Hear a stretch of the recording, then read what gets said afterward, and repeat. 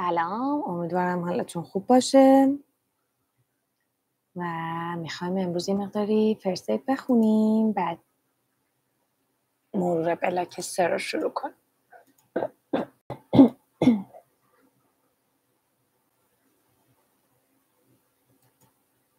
اینجا صفحه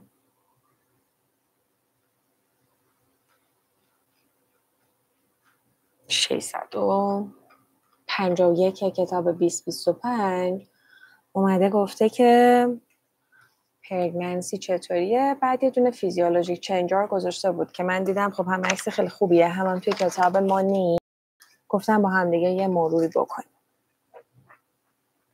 فرتیلیزیشن یا کانسپشن most common در upper end fallopian tube انجام میشه توی آمپولا. یک روز بعد از اووولیشن اتفاق میفته. لانه گزینی در رحم معمولاً 6 اتفاق میفته. سینشیوتروفوبلاست ها هایستجه ترشح میکنن که به مدت 1 هفته توی خون بعد از فرتیلیزیشن و بعد از 2 هفته از تست خانگی اون منفی باشه بعد مثبت باشه. یونیک یا developmental age جنین بر اساس روز فرتیلیزیشن، اما gestational age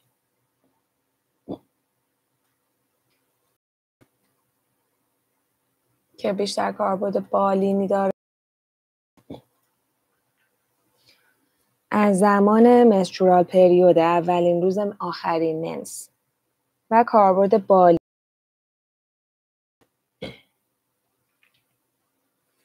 گراویدیتی یا گراویدا تعداد پرگننسیاست. پریتی یا پارا تعداد پرگننسیه که منجر به تولد زنده شد.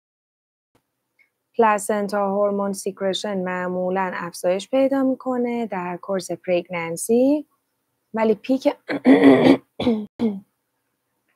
منظورش اینه که این هایستجه اینجا پیک میزنه و دیگه بقیه‌اش رو میاد پایین. از هفته 21 دیگه خیلی بقیه هورمونا مدام توی پرگننسی دارن میرن بالاتر و بالاتر و بالاتر. برای همین هم هست که مثلا ویار و تهوع اینا رو اینجا مادر بیشتر کنه تا اینجا. پلاسنتا هورمون سیکرشن ها معمولا افزایش پیدا میکنن در طول پرگننسی، ولی هایستجه پیکش رو توی 8 تا 10 هفته میزنه. باز میخوام نمیدونم چرا زبام گرفته اینقدر، یه لحظه صبر بکنید.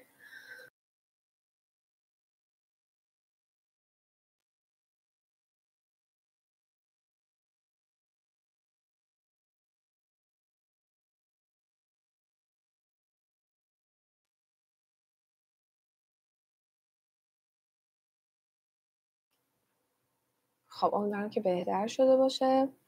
این نموداره رو بخونیم. هایستجه رو که دیدیم 8 تا 10 هفته رفته بالا، پیک زده اینجا، اما حالا داستان کی ترشحش میکنه.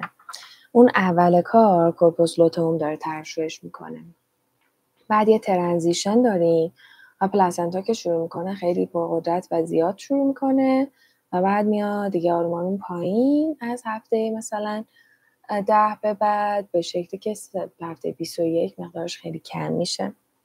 اما HPL Human Placental Lactogen، استروژن، پرولاکتین و پروژسترون اینا همشون افزایشی هستن. بریم ببینیم که تغییرات حین بارداری چیا داریم. توی سیستم رسپیریتوری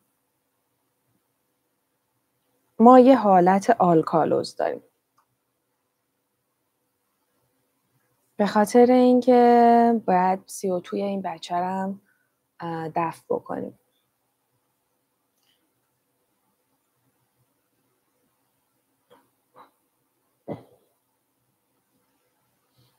CO2 شو دفع کنیم یعنی H3O3 زیاد داریم، یعنی رسپیریتوری آلکالوز میکنیم.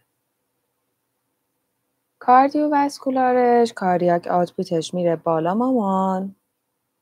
هارت ریتش هم در اواخر پرگننسی میره بالا. یه پرفرال ادما هم داره.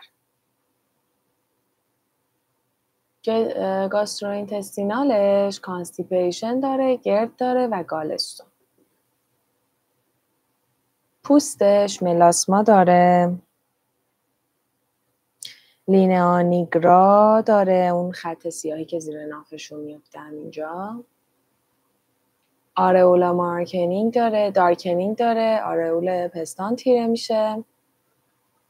استریا گراویداروم داره، اون استریاهای روی شکم مامان. وریکوز وین داره و پالمار اریتمایی. مثلا پالمار اریتماش جالبه به نظر من. آدم ممکنه که حواسش نباشه که اسپایدر آنژیوما و پالمار اریتما وریکوزیتی رو اینجا گفته توی کتاب من. حالا بریم اندوکرین. خب اولا که حالت انسولین رزیستنس داریم و ترشح انسولین هم زیاد میشه. لیپولیز داریم، استفاده کردم. اینو تو سوالا داشتیم. ایزوفت یوتیلیزیشن میره بالا توی پرگننسی. هیپوفیزشون بزرگ میشه. تی بی جی و سی بی جی و اس بی جی شون زیاد میشه. تیروید بایندینگ، کورتیکوستروید بایندینگ، اس اکس هورمونا بودن. هماتولوژی یه حالت دایلوشنال آنمی پیدا میکنه. من فهمم جو چیه این علامت زده.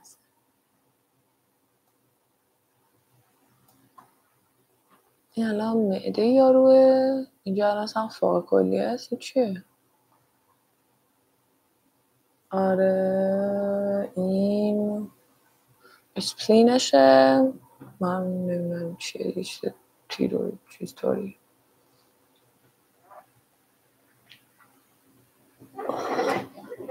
بعد حالا توی هماتولوژیکشون دایلوشنال آنمیو که داریم، هایپرکواگولبل استیت هم داریم، بر همین ممکنه دیویتی کنن. میکرونوترین ریکوایرمنت هاشون هم زیاده. رنالشون جی اف آرشون بالاست، بیو ام پایینه، کرات هم پایینه. گلوکوزوری مایل دارن، پروتئینوری مایل دارن، هیدرونفروز دارن، هیدرویورتر دارن که اینا توی راست شدیدتره. هیدرونفروز و هیدرویورتر در کلیه راست کلیه و حالب راست شدیدتره. یادم نیست دلیلش رو. یه لحظه نگاه کنیم.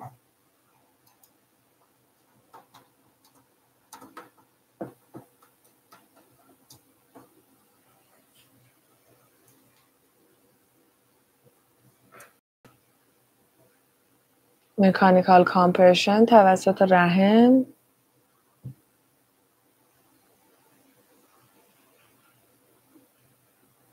چرا در راست بیشتره؟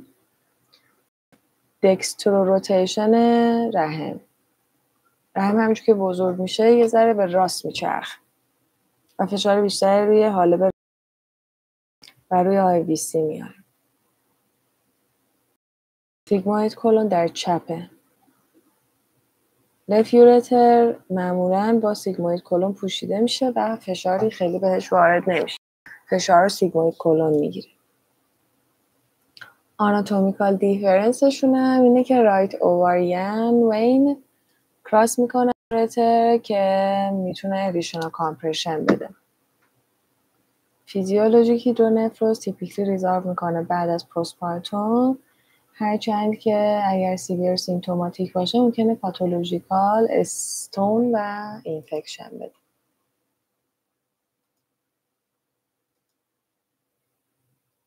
خیلی خوب. لوردوز و جوینت لاکسیتی هم مامان پیدا میکنه. حال کتاب ما یه تیتر هم زده که maternal change هایی که به خاطر نورچر دیولوپینگ فتوسه و مادر رو آماده میکنه برای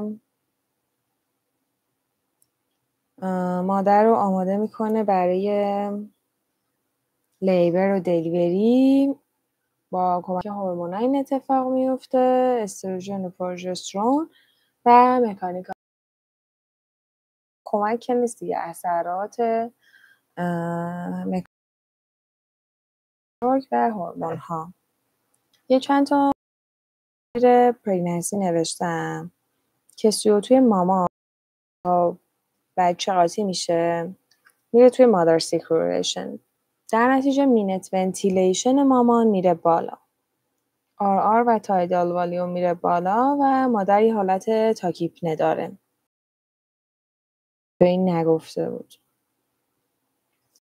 که اصلا وایتال زیاد میشه ولی آر آنچنجده، در که کتاب سوالی گذاشته بود که آرش تاکیپنه بود. بعدن اواخر این یوتروس بزرگ هستش که فشار میاره روی تاکیپنه میشه. برای اون صفحه زبان اون فکر کنم تو کتاب نداشتیم، میرم ولی که ببینید شما اینطوریه که کتاب با نفرولوژی سل‌ها شروع میشه، اعصاب اصلا زبان اصلا نذاشت.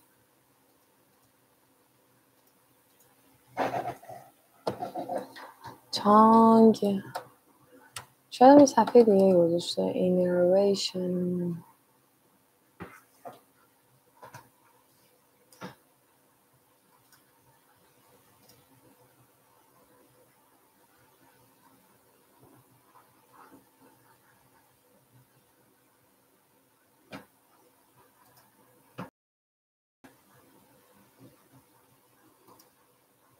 آره عکس من یه چیز شبیه این.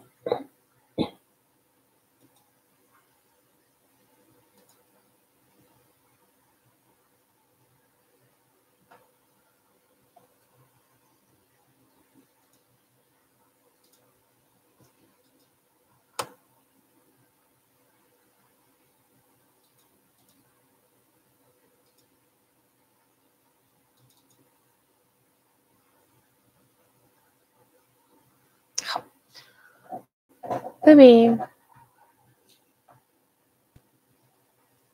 موتورش خیلی راحته، موتورش رو اول بخونیم. به جز پالاتاگلوسال که واگ داره میده، همه ماهیچه‌های دیگر رو هایپوگلوسال یا همون عصب 12 داره میده. اما سری خیلی پیچیده است. اینترنال لارنجیال بذار از جلومون بیایم. یه کوردا تیمبانی داریم که تیسته، بر هم اسمش قرتیه. این تیست 2/3 جلوی زبون رو میبره، یه شاخه ای از فیشال نرو. بعد لینگوال نرو که اینم سنسوری 2/3 رو داره میبره، یعنی خود حس جنرالش. و مال کرانیال نرو 5 تریجرمینال. لینگوال نرو فکر کنم شاخه مگزیلاری بود. یه لحظه باز چک کنم. شاید هم مندیبولار.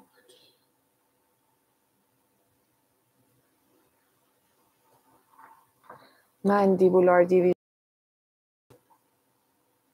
خب بعد گلوسوفرنجیال نرو که عصب 9 هم سنسوریه هم تیسته، 1/3 اون عقبه. بعد کانال لارنجیال نرو که حس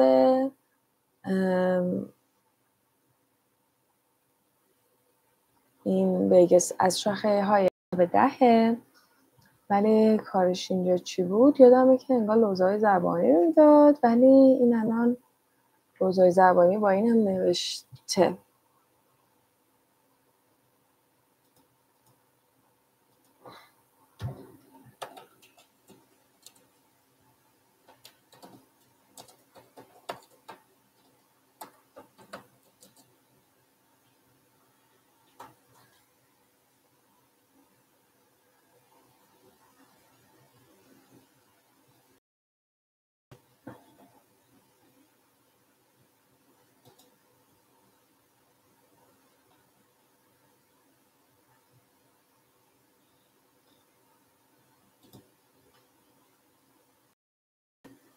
supraglottic sensation, taste perception.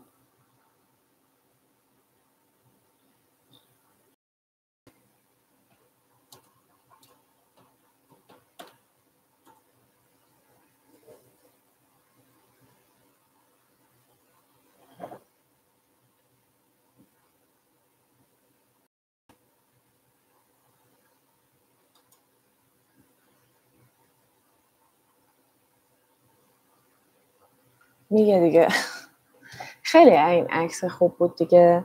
ببین پس ما برای موتور یه چیز بلدیم، هایپوگلوسال 12. اون پالاتاگلوسال هم چون خیلی بچه خوبی هستیم عصب 10 رو بلدیم. اما برای حسیش سوم جلویی رو کی داره میده؟ از نظر حس جنرال 5 داره میده تریجرمینال، شاخه مانیبولارش به اسم لینگوال. پشتشو حس جنرالشو گلوسوفرنجیال داره میده. یه تیک هم هست که فکر کنم همین لوزهای زبانی بودن، نه پیدا نکردم کلمش. اینترنال لارنجیال نرو میده که مال عصب واگه. حالا تستشو 2/3 جلویی و کوردا تیمپانی داره میده. طبیعتا اینجوری داره میده دیگه، شما به این نگاه نکنید که اومده نصف کرده اینا رو. 2/3 جلویی رو میده و 2/3 عقبی رو داره دوست عزیز و بزرگوارمون گلوسوفرنجیال میده که هم تستشو میده هم حسشو. همین میخواستم اینا رو با هم دیگه مطرح کنیم و یه مروری بکنیم. این طرف صفم کیاریو سارینگیومیالیاس که حالا میخونیم انشاءالله.